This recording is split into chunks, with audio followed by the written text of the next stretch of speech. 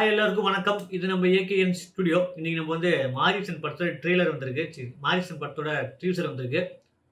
இந்த படத்துல நம்ம வைகை புயல் வடிவேலு அப்புறமேட்டு பகத் ஃபாசில் 2 பேரும் மிகப்பெரிய ஜாம்பவான் நடிக்கிறாங்க.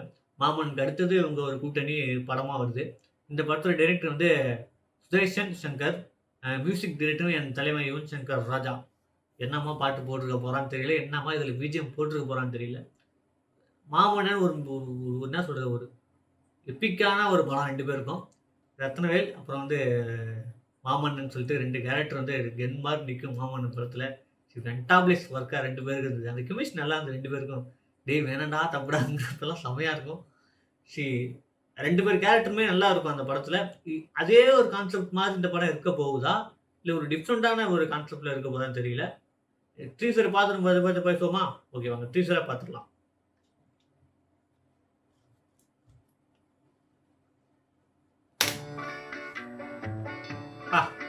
விண்டேஜ் மாதிரி இருக்கு.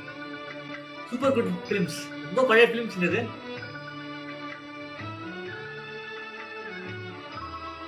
யுவன் சங்கர் ராஜா என் தலைவன்டா. செம்மையா இருக்குல்ல அந்த பாக்குறதுக்கு. அதெல்லாம் இயற்கை இப்பெல்லாம் படத்துல பாக்குறது ரொம்ப அபூர்வமா போச்சு. செம்மையா இருக்கு.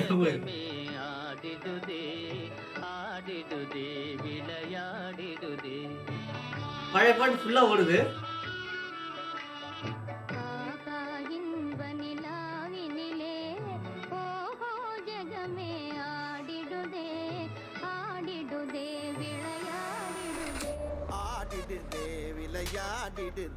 என்னடா இது டிரான்ஸ்ஃபர்மேஷன் பயங்கரமா இருக்கு.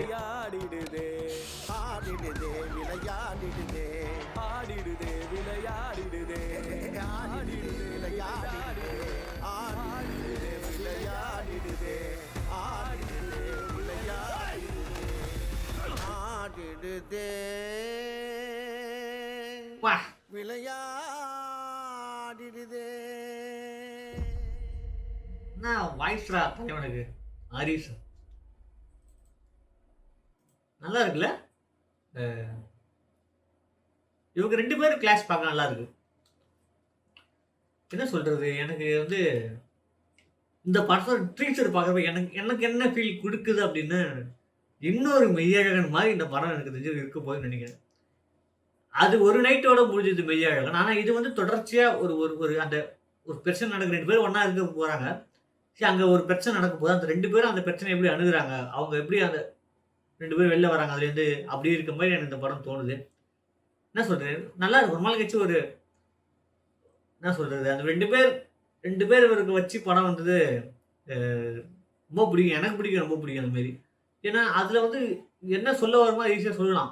நிறைய பேர் உள்ள வச்சு ஒரு கதையை சொல்றது போல 2 கேரக்டர் 3 கேரக்டர் வச்சு சொல்றது படம், 4 கேரக்டர் வச்சு சொல்ற படம் தரமா போயிருக்கு எனக்கு தெரிஞ்சு.